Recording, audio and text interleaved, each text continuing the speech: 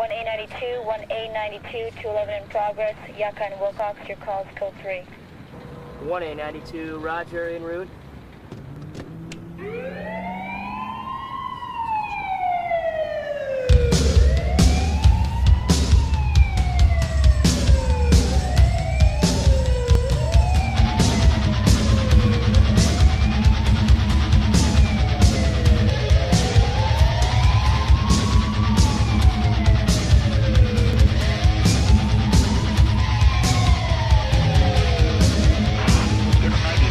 Unit 92, proceed to Wilcox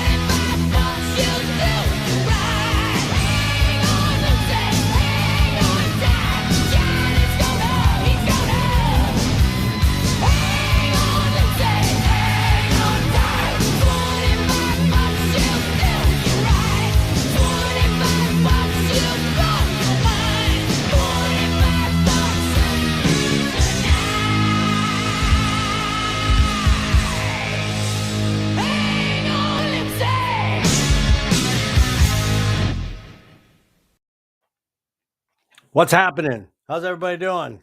All right. If that song don't get you pumped, I don't know what song I can play that will get you pumped. Finally, I reached out to Drew Rose. Y'all know him from Wildside as Drew Hanna. But finally, I got up the nerve to reach out to him. Didn't know what he was doing, but looked into him a little bit. Saw he was still active, still doing things, and figured, you know what? Let's see if we can get him on the show. And he agreed. This is one of them bands, Wildside. Okay. They came out in 92. Well, they were around before that, but they hit with their first album in 92. And I mean, come on. This album is just so damn good. 88, it kills. They own it. They own everything. 92, little lost, but not really lost on people that are passionate about rock music and passionate about music in general. We know this band. We love this band. We can't get enough of this band, and we want this band back. Will they ever be back? We'll find out. And did they ever go away? I don't think they did. But let's bring Drew on and have a little chat with him, find out what he's up to, what he's been up to, what he's going to be up to. Drew, what is happening? Hey, man. How are you? Not bad. How's yourself? Doing all right. I'm actually okay. I'm over here on the Florida Panhandle thing. Cold there? It's not as cold as it is where you are. But it's a little bit colder here. I mean, yeah, wow. It's supposed to get cold this next week. But, Florida, this part of Florida gets really kind of chilly in the winter. And then, of course, there's no real spring. It goes from cold to typical Florida kind of swampy weather pretty quick. Right. You got no seasons. It's just boom, then boom. Yeah, exactly. I get it. So let's dive into you, man. I mean, one of them bands, like I said, just, I hate to say just missed because you didn't. There's no way you did because people know. And Wildside's one of them bands that you mention the name and people are like, oh my God, such a great fucking band. I tried to, for anybody that's listening, I try to remember songs. And for a band that really had one prominent album, you got two out, but you got also the Essential Wildside. You got the band formerly known as Wildside. You got all kinds out, but basically I'll say and Young Guns. But I tried to figure out, okay, what songs would I point out? Yeah. I got a list of 10 off of basically, Heart and Soul, Hair of the Dog, Looks Like Love, How Many Lives, Monkey See, Monkey Do, So Far Away, Clock Strikes, Just Another Night, Dance Swing, Hang On Lucy. All these songs, and you basically just missed. And you talk to anybody and they'll rattle them songs off too. I mean, it's just one of them bands that even though you didn't hit and your time was cut short, still hit. So let's dive into it. And okay, poster on your wall. That you're sitting in your bedroom, you're like, I want to be that guy. Who was that guy for you? Who inspired you? I think everybody in my, age demographic at that time that was an aspiring, wannabe rock star at a young age. For me, it was no question. It was David Lee Roth. I had, I discovered them when they first came out. And I had a neighbor bring me over their album, and it just completely, that first record just changed my life. So it was definitely Van Halen posters, but also Eddie Van Halen, was on my wall. Black Sabbath was on my wall. The first Def Leppard album, we're up there, with a big poster of Joe Elliott. So all that kind of stuff was my early influence for sure. All right. So now What age did you decide? Okay, you wanted to start singing, and you wanted to pursue this. What age did you? You know what? This is something I want to do. I didn't know. I mean, at first, I was really putting a band together in high school, and I played guitar. I played rhythm guitar, and there was another dude from school that was playing lead, and and I was singing at the time, but I was, kind of playing guitar and singing, and then there was another guy that would sing too. We were kind of just a top 40 band playing like, whatever was on the radio. We tried to stick to the harder rock stuff, but then that migrated into something else, and it became we became a working band after high school. I was playing a lot of bars, and this was all in Seattle because I grew Right. up in Southern California, but moved to Seattle when I was in high school, and that's where I met Benny, who was in he's a rhythm guitar player in Wildside. He Mhm. and I went to school together, and that's where we formed our music relationship. And the story is a much bigger story, but ultimately we kicked the singer out, and I stopped playing guitar and I started singing. And I realized, hey, I think I can do this, and I can do it pretty good. And I I went think and you're started right. taking, yeah, I started taking, vocal lessons from this guy who was, sort of famous in the area, and he was already teaching Jeff Tate, and he was working Nice. with Ann and Nancy Wilson. All the Huh. Seattle rock and roll people were going to this guy, and he was the best. So I developed some skills through that, and then we took it to Los Angeles where we could really write music and start our serious career. In hopes that we could get a record deal. Right. It's, Yeah. and that was like what, around 87, 88 when you ended up in Seattle, maybe? Well, I was in I ended Seattle, up in in LA. LA. My bad. Yeah, I was Yeah. 86. We Okay. drove down in a caravan, all the guys in the band, and Benny and I were the only ones that stayed. The rest of the guys went back to Seattle, Hmm. and it wasn't long. We tried. The band wasn't great. We were having trouble breaking through. It was a Right. tough. It was tough. Everybody was in a band in Right. LA. The LA was Sunset Strip loaded at the was, time. yeah, yeah. We had our hair like, you know, walking around the Sunset Right. Strip and handing out flyers and the whole scene. And after a few different guys and kind of muttering around, we found Brent and Nice. and Brent Woods, and that's when I felt we finally had something. And I started writing with Brent, just the two of us, and realized there was a great connection with our ability to write together. Like, just he kind of read my mind, and I would, tell him what kind of melodies, I was looking for, and then we would, start to put these songs together, and that's how we ended up, writing some of that early stuff that's on some of those demos.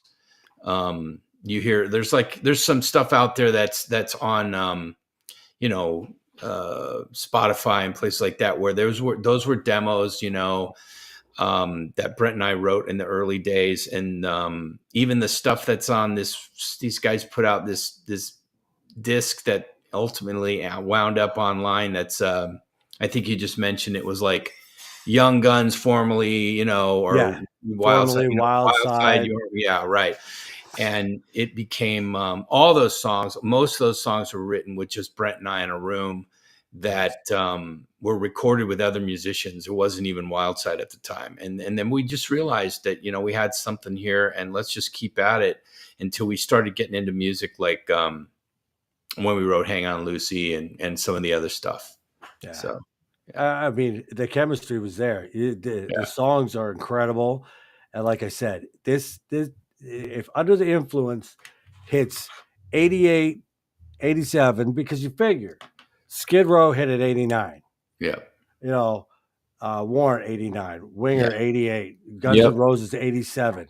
If Yeah. Wildside gets, and I'm going to tell you, to me, Wildside's better than any one of them, easily, easily. And Thanks. it's well, it's not just my opinion. There's many opinions out there that kind of agree with me.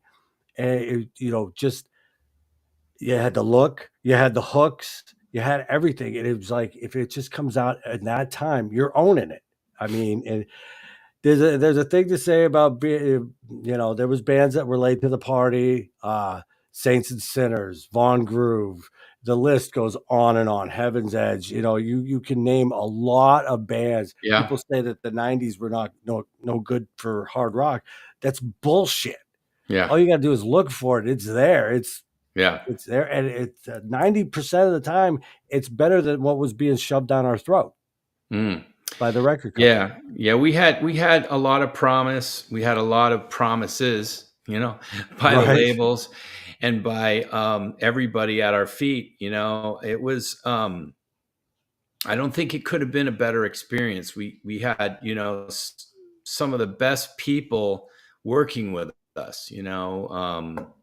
Recording at half the record was recorded at Eddie Van Halen's studio, and we were writing songs with some of the people that Paul Stanley, and we had some songs that we worked with Axl Rose, but didn't wind up on the record, but they're on these demos out there. I mean, we had a lot of support and a lot of people working with us that we were sort of being groomed to be something and something big. And timing, it's just we got stuck in the studio for too long.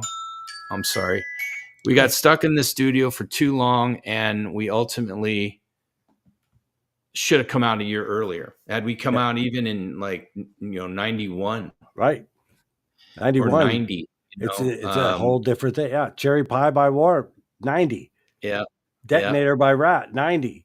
And these same thing with Slaughter's first album. These guys 90. came out just a year or two earlier, and we were right on the cusp of that. But we got stuck with one crazy fucking problem after another. Our entire album was going up to be mixed by Bob Rock in Canada, and he'd mixed Bon Jovi, Motley Crue, all these guys.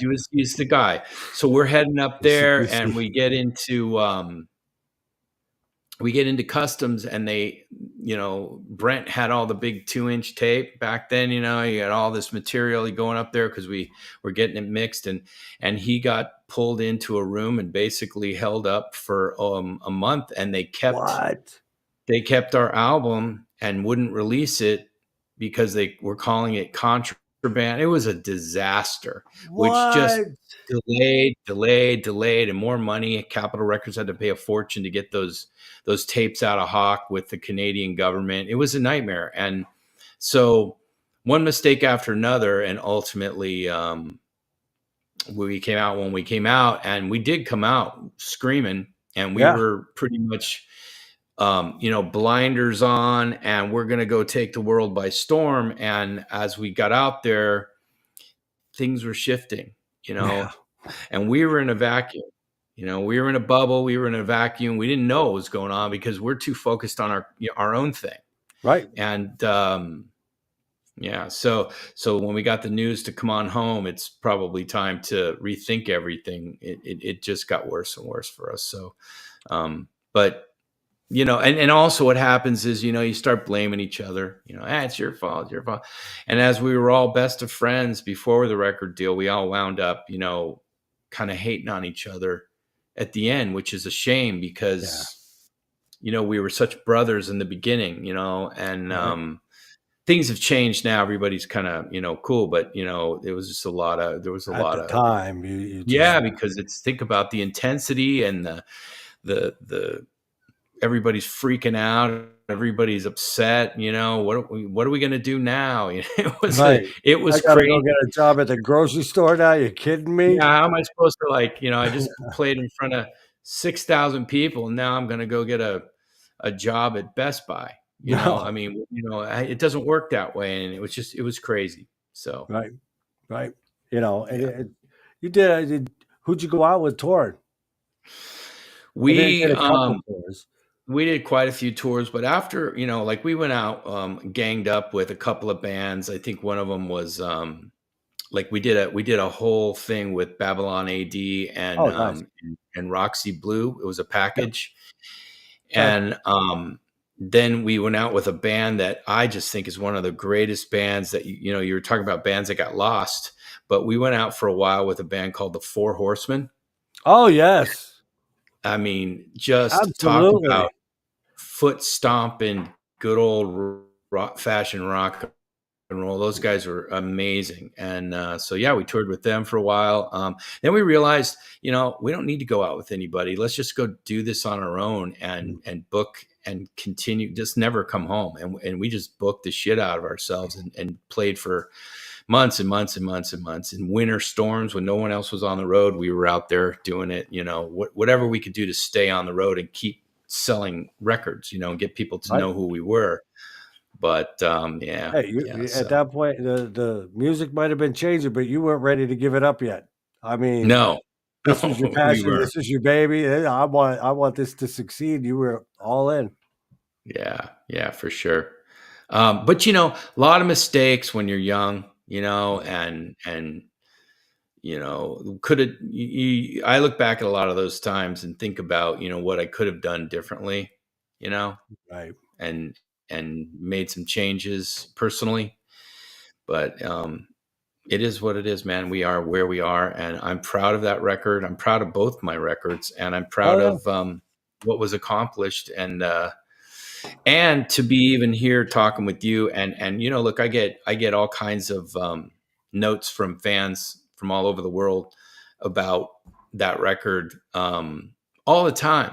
So, and I'm sure Yeah. the other guys do too. And it's that that's pretty cool. And to be, what are we, 30 plus years later, Right. and so it's kind of nice to be able to hear from people, and it's not always us old timers. It's younger people are discovering this kind of music all the time, and it's really cool. I'm seeing them pop up at shows like they, do M3 and Monsters Rock Cruise and Monsters on the Mountain. I'm seeing more and more young faces at these shows. I went to a Trans Siberian Orchestra show and I saw a young kid with a Sabotage shirt.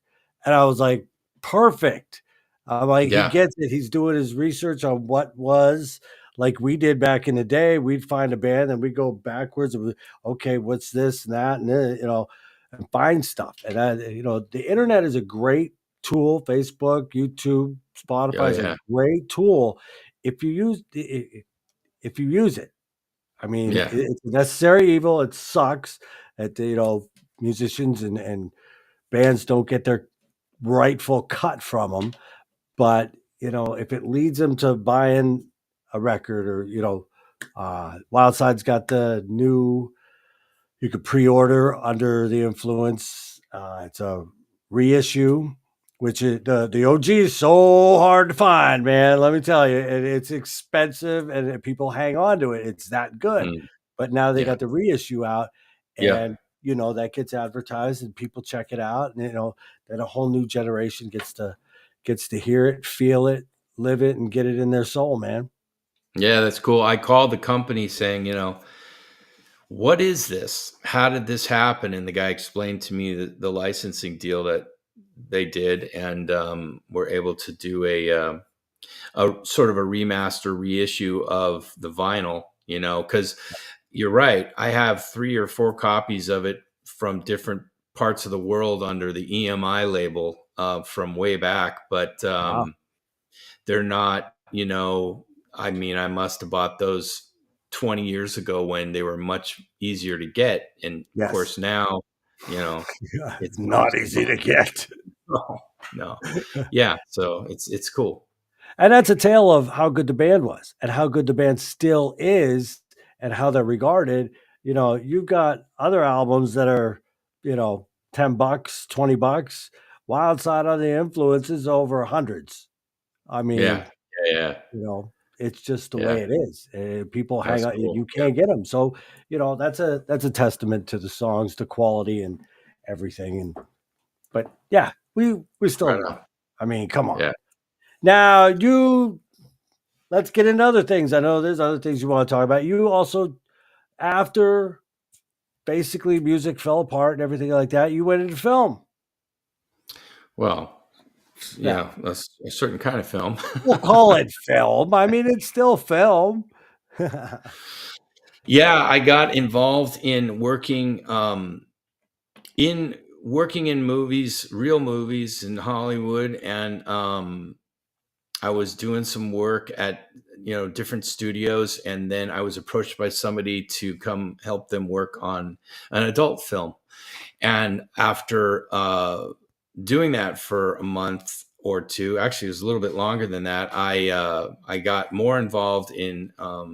I went and opened my own studio, and I had my own brand, and we were basically selling our own films. That Nice. was way back in, I want to say 2000, 2001. And then not long after that, I got an offer to come and take an executive position at Hustler Magazine. So that's what I did for 11 years. And then from there, I moved over to Penthouse Magazine. I got an offer there, and I worked there for quite a while. And more recently, I'm not doing any of those things anymore. I'm more focused on my own stuff, and Mhm. kind of getting away from that because I honestly just got bored with it. It Right. just isn't my passion. Um, I Music is your started passion. a YouTube channel a while. What's that? Music is your passion.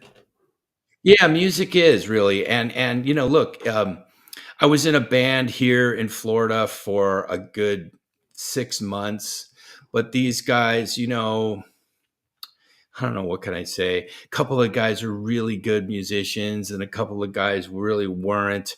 And I found myself in front of audiences that were just kind of like, oh my gosh, what am I doing? This is really, not Right. my thing. So it is my passion, but I just would rather not do it at all, as far as being on a stage, but Mhm. rather behind the scenes with it at this point in my life. I,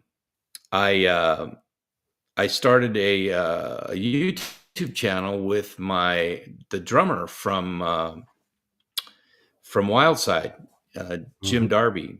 Yes. He was under Jimmy D in those You days, and did.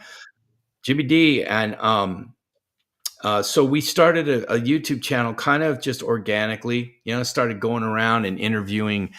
Our story originally was, let's do a documentary on what happened to Wildside. And then we realized it's not just Wildside, it's so many bands that this happened to back in those So days. many. As you pointed out earlier, some of them a little more successful, some of them not, but everybody hit the wall in 91 or 92. I Yep. don't care who you were.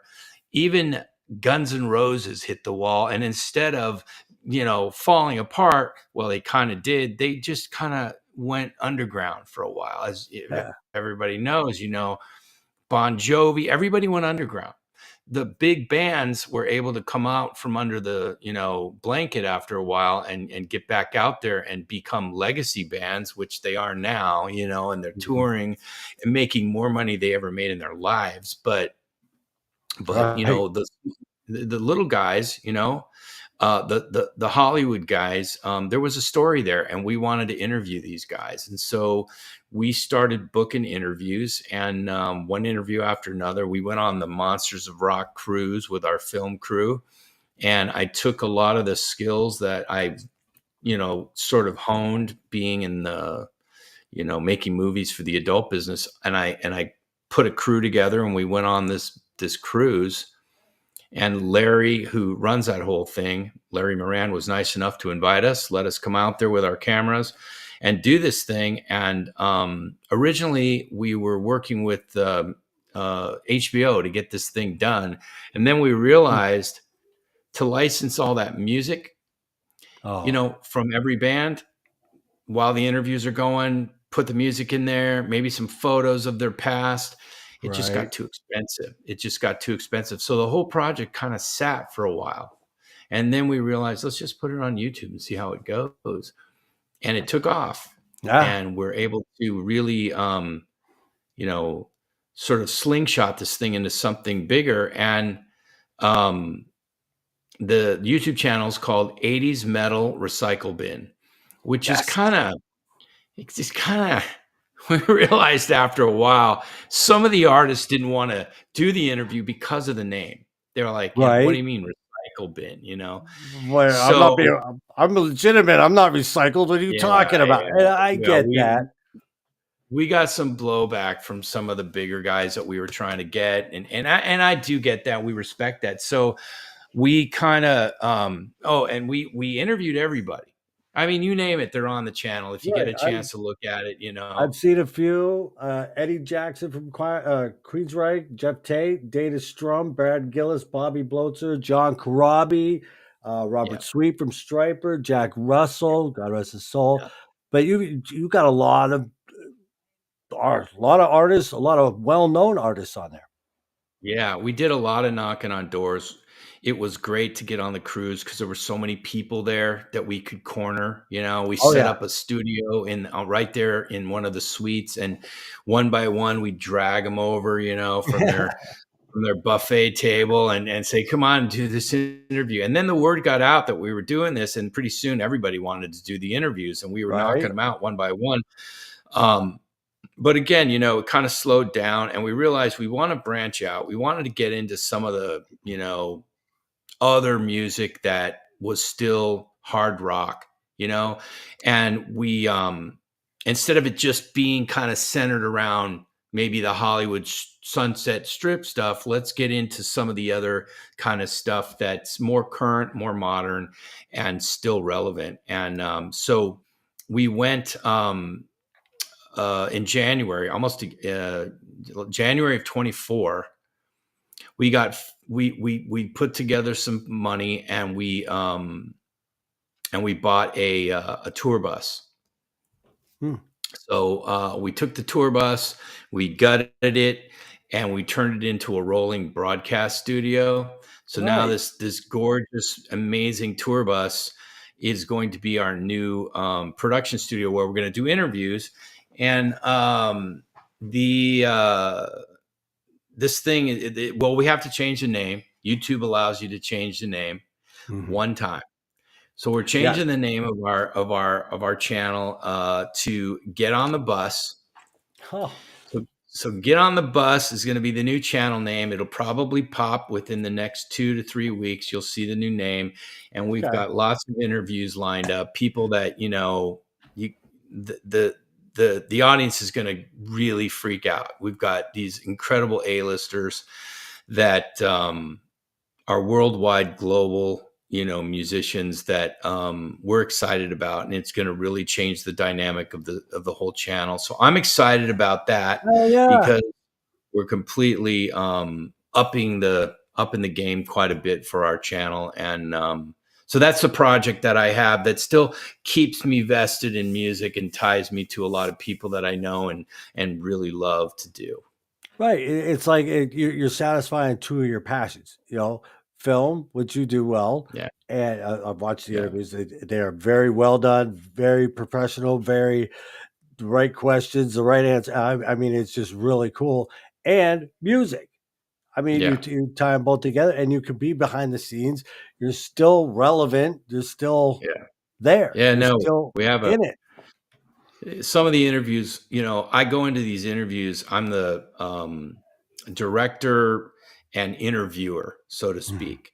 But our style is not like this, where you're, interviewing me and Right. you hear the questions, and we have that sort of one-on-one like we're doing now. Right. This our thing is more like a behind the music kind of thing, like a VH1 style type deal where, you don't hear me, but it's interesting because I'll go into these interviews really studying like you've done with me. Hmm. Um, but I'm not so sure that I'm a huge fan. Like I'll sit down. I'm not gonna name any names, but I'm not a fan of every single hard rock band that's ever come out. But Exactly. by the time I'm done with these interviews, I actually am quite a fan because these people have great stories. They're interesting. Hmm. Their music, the more I listen to their music to study, to find out more Right. about these guys, I kind of fall in love with all of these bands along the way, and so that part of it is where I get to be attached to the music, and Right. as you mentioned, behind the scenes, and then I'm the video editor.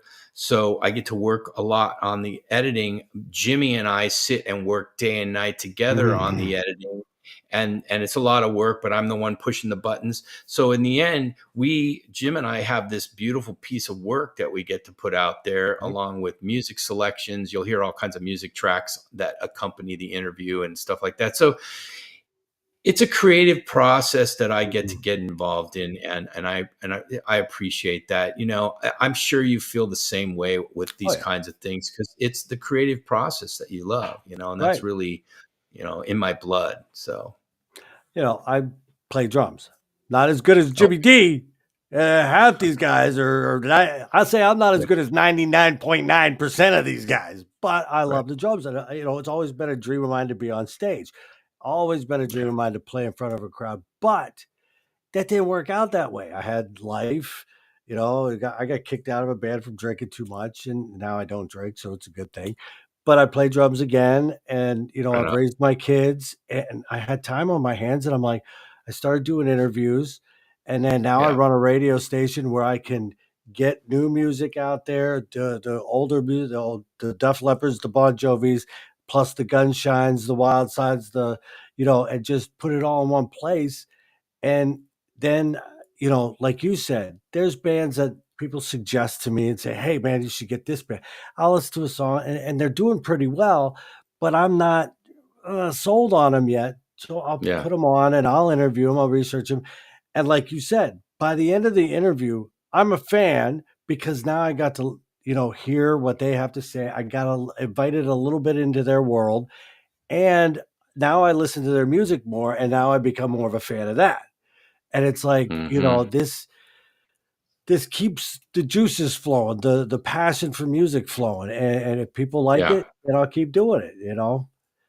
Yeah. It's Yeah. like you. Yes. Some of the interviews that we got to do, that I'm so, on the flip side of that, huge Queensryche fan. I Oh, mean, just come on. I'm, Rage for such a Order is my fave. yeah. All, just for me, so much of their music, just I was able to connect with when I was real Mhm, young, and as I mhm. said, being in Seattle and watching Jeff Tate in before he was even in Queensryche, I mean, playing in Wow. other bands, it was really cool. And then to be in Seattle interviewing him, it was really incredible, and being able to hang out and just becoming that much deeper of a fan because of his story, not just because of Right, the music itself. So the connection is really cool. right. Yeah, And you mentioned the Monsters of Rock cruise. yeah, First and foremost, we're fans.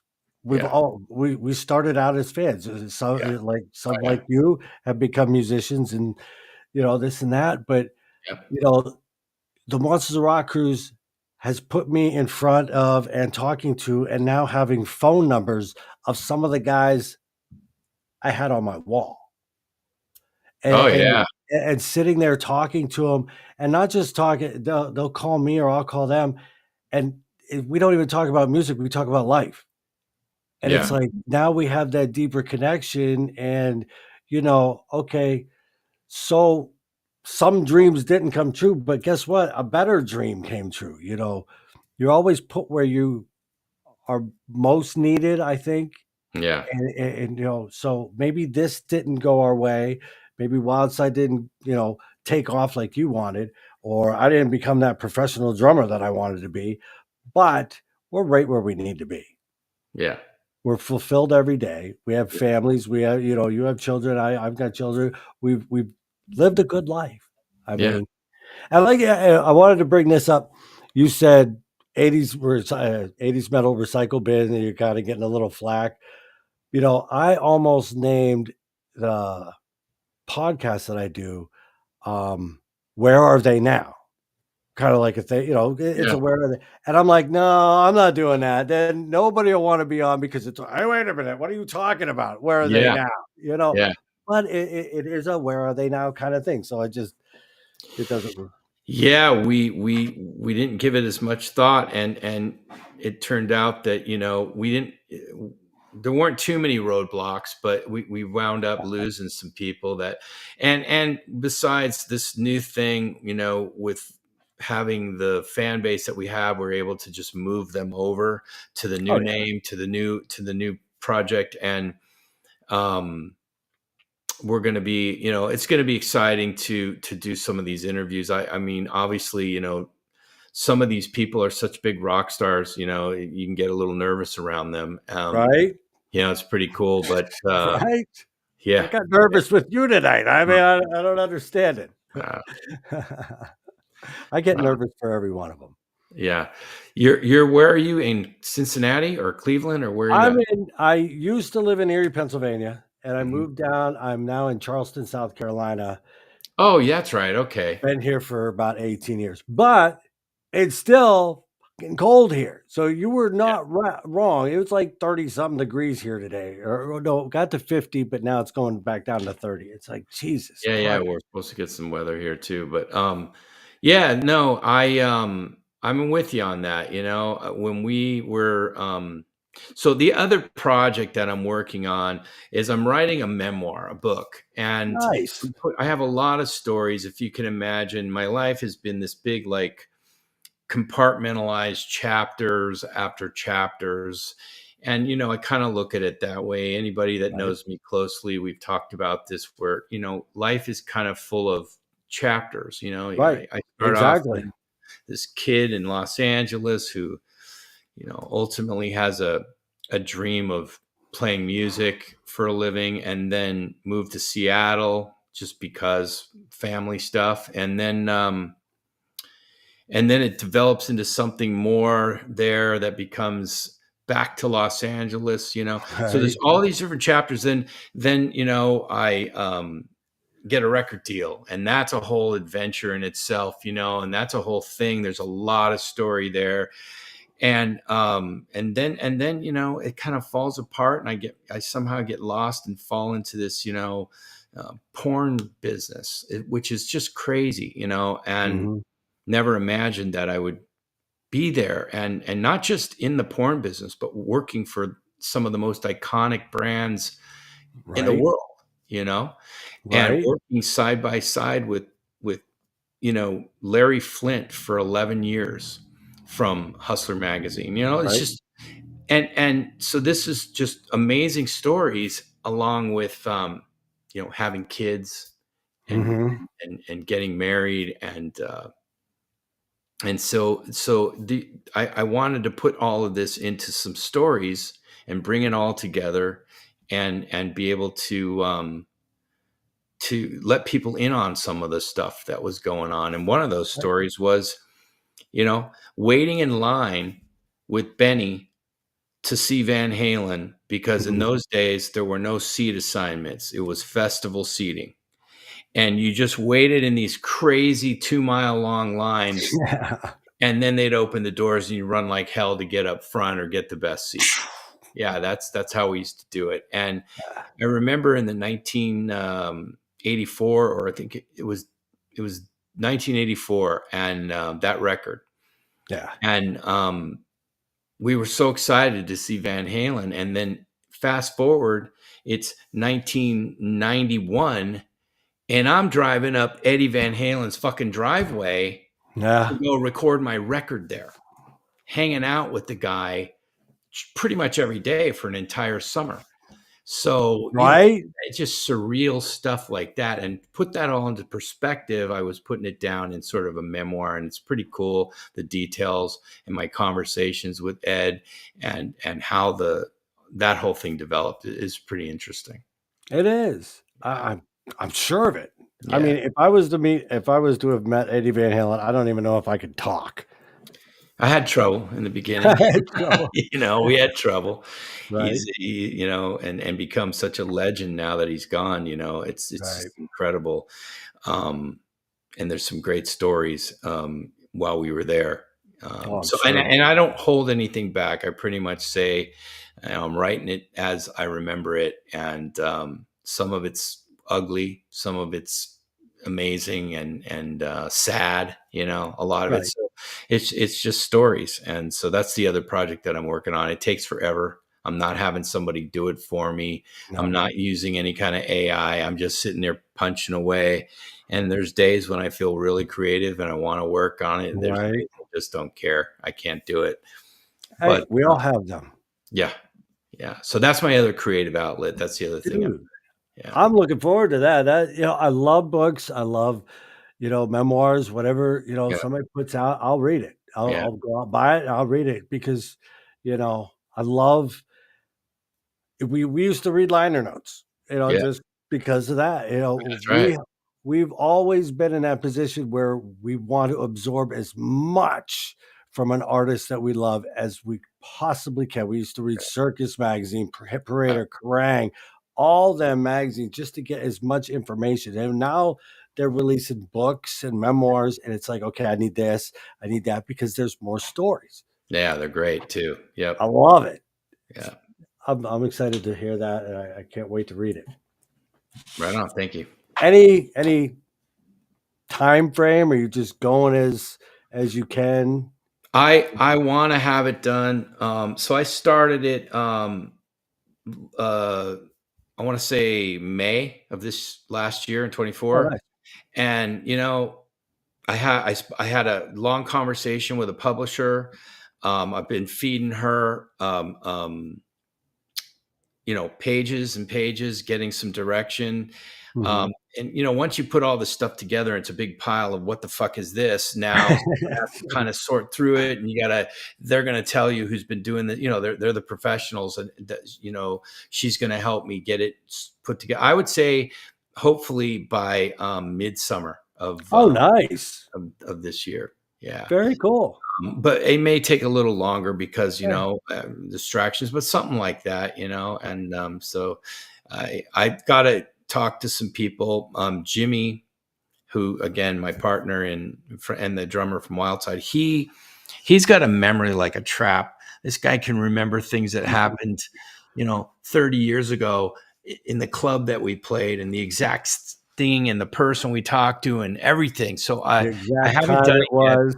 Yeah, I got to call him and refer to him on some dates and timing, and so that everything is correct and it's not just some fantasy I made up in my head, you know.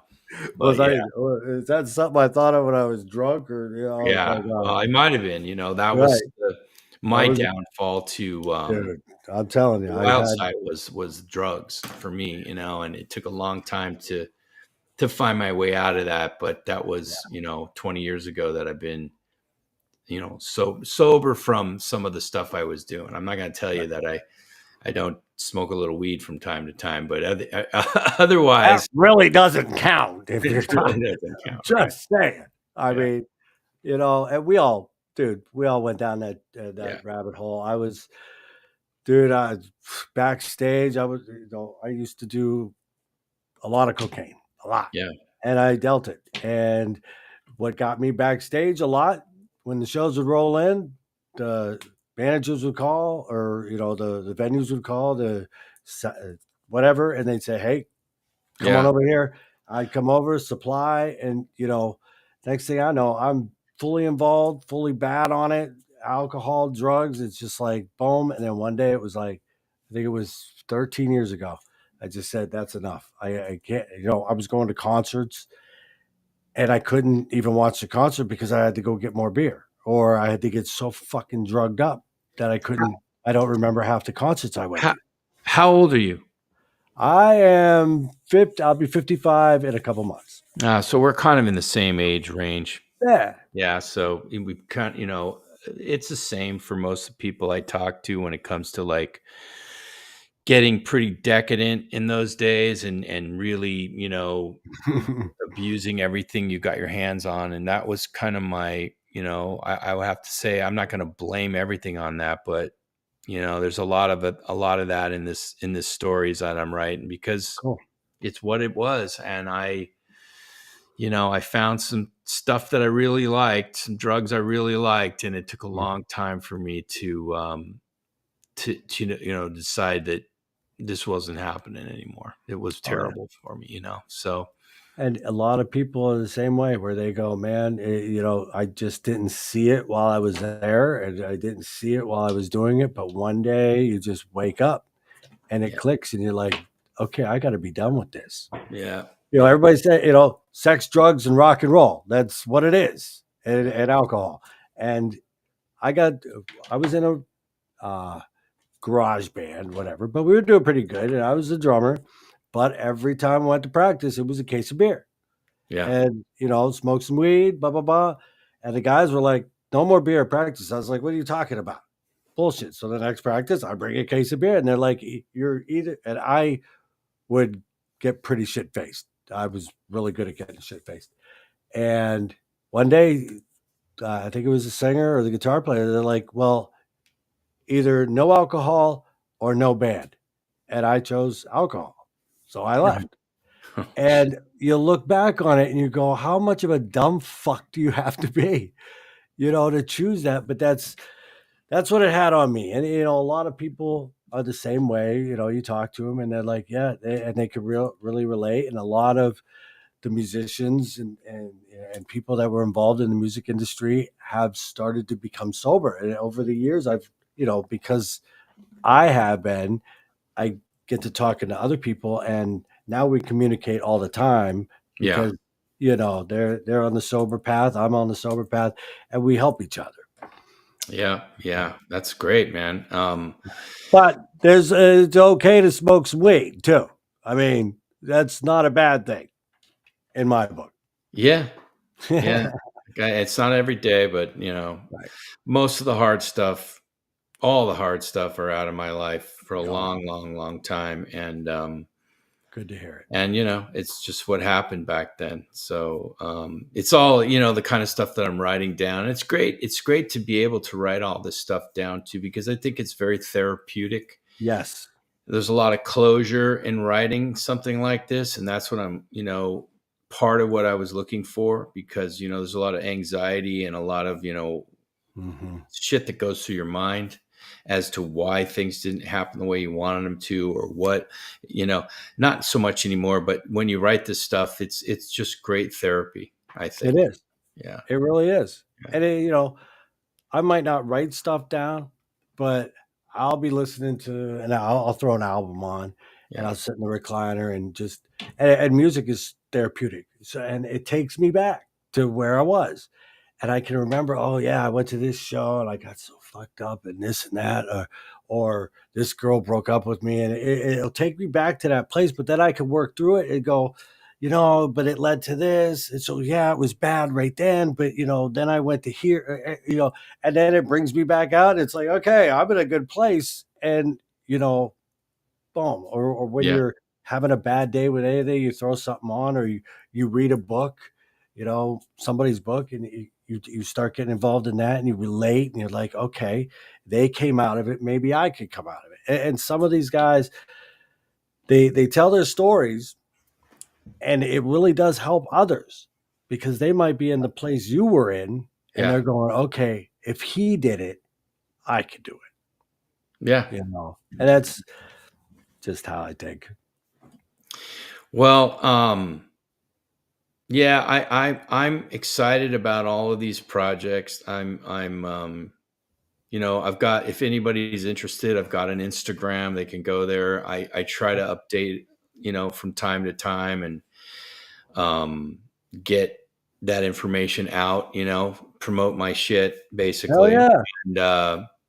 And there's all, as all the Wildside music's available just about anywhere you can stream or download, or shit, you can even buy the CDs, I think, still on like eBay or somewhere, They're still expensive. Yeah. There's that pre-order out. There was a company, I think, that came out a while ago that reissued the CD too, that was being marketed, and I don't know, they're in a European company, but so there's, it's still around if some of the young guys are looking for something good, because I think all of us old guys already know about it. They've already bought it. Exactly. I'll put some links up tomorrow. Okay. In the Rock Altar and the Rock Altar community group. I'll put links up to your YouTube page for Get on the Bus. I like that Yeah. name, man. That kicks ass, dude. Yeah. That really does. I gotta see this bus. One of these days Yeah, I'm gonna yeah. find out where you're at. I'll send you some photos and some video, to your messenger just for you Okay. to check out. And then there's going to be a big launch, and there'll be a lot of. We're going to run some PR on it too. So there's like a whole video time, sort of a time lapse of when we got the bus and how it evolved into what it is. And our biggest sponsor right now, which is all plastered on the side of the bus, because the whole bus is wrapped with our logo and everything on it. It's a gorgeous thing. But our Nice. biggest sponsor that we're really proud of is DW Drums. Oh, nice. So they're sponsoring. We've got a couple of beer companies sponsoring the show now. And I'm trying to think who else that we have sponsorships for. But, we're excited about Oh it. yeah. Yeah. Hell yeah. Still, Yeah. it's gonna be a blast. I know it. I Right on. already can tell. And I'd love. You could tell your passion for it, and that passion that you have for it, it affects others, so that they Oh, want to see it. And I'll put that YouTube link up tomorrow so that they can go check out what's. Oh, somebody wants to know. Okay, you just send me. Bella wants to know what the Instagram is. Send me the link or send me the name tomorrow. And I'll put that in the post. yeah, sure. I'll get everything up there for everybody listening and watching, Yeah. and so it makes it easier to find where you're at, find what you're doing, and Right on. hell yeah! Well, it was great talking to you. Yeah, for sure. Great talking to you too, man. Anytime. I'm a little these days, I do a little bit of like, who is this? Because I get asked, from time to Yeah. time, and sometimes it's just not, for me. Right. But your thing seemed like it would be fun, and you seemed like a really cool guy, and Well, thank you. so I You're and all some of right the yourself, man. other what's that? I said you're all right yourself. Yeah, well, thanks. Do you go to these any of these kind of like, I don't know, do you venture out? It sounds like you went to the Monsters of Rock cruise, yeah? Yes, I went the year after you went. Oh, My okay. first one was 18, and then I did 19. I think I skipped 20, went 22, 23, skipped 24. I'm skipping 25, and I'm probably going back 26. What about like you do the thing up in Tennessee with Larry's thing, Monster on the Monster on the Mountain? Mountain, absolutely. I go there because, like you, it's a great place to, Monsters of Rock Cruise was a great place to connect, Yeah, to without having to sit on Messenger. I like face to face. I yeah, like, you can message somebody, hey man, would you like to do an interview? Well, they're good. They might see it, but they don't know you. They don't know who I am. They yeah, don't know who you are. yeah, But if I can meet them face to face and they think that I'm okay and I'm cool, then that's way better than anything. So like Monsters on the Mountain, and plus it's a great event. I mean, yeah. that's great. M3 is great, and I'm doing M3 this year instead of Monsters of Rock Cruise. So I'm Right. going to go up to M3 and hang out with friends, and it's just a great way to just socialize, connect. Yeah, we're planning to get the bus and hit up a lot of these places, sort of Cool. putting ourselves on tour. But I'll reconnect with you, and that way, if we find that we're at the same place, it'd be great to meet you in person. Hell yeah, Yeah, yeah. absolutely. Well, All right, good man. luck with everything, Thank and you. I'll stay in touch. You stay in touch. I appreciate it, man. Thanks for this. You bet. Anytime you want to come back, anytime you've got something going on, you want to get out there, hit me up. I will. Thanks, man. All right, brother. Take care. Great talking to Drew, man. What a guy. What a great guy. What do I got? I had something I wanted to get out there. Oh, like okay. Thursdays, it'll be hit and miss from now on. As everybody knows, I am doing a Saturday podcast with Will Mass nowadays under the title Rock Metal Radio. But this is not necessarily going to go away. It's just not going to be a weekly thing. It'll be a special occasion kind of thing. So keep track. I'll post when I'm going to go here. If we got an artist that can't do a Saturday, we're going to do it a Thursday, we'll do a Thursday. If I've got an artist that kind of doesn't fit the show for the other one, I'll come back and do it over here. But, we'll just keep this open, but it's not going to be a weekly thing. Like I said, Drew from Wildside, I gave him the options of Saturdays or Thursdays. He picked Thursday. We'll put it on here. So, and that's how it's going to go. I'm not going to overwhelm myself with 2 shows. I'm just going to concentrate on the 1 show with Rock Metal Radio. So that's Saturdays at 2 to 4. It'll be right here one of the places you're streaming, whether it be the Rock Altar Facebook page, the Rock Altar YouTube channel, the Rock Altar website, and it'll be on Rock Metal Radio page. So go give that a like and watch for it. But anything we got going on, I'll post it on all the socials so you will not miss anything. Thank you, everybody, for being here. I appreciate it. Thank you, Drew, again, for being on the show and coming and sitting down. I'll post all the links of anywhere to find anything Wildside related and Drew related with his YouTube channel, which is 80s Metal Recycle Bin, but name's changing to Get on the Bus. So I'll post all them links tomorrow, the Instagrams, the whatever, and I'll get it all up there so that you all have an easy time to find what you're looking for. Thank you again. Have a great night. I know it's cold out there in many places of the country, so be warm. Hopefully summer gets here quick, and I'll see you again. So take care, everybody, and have a great night.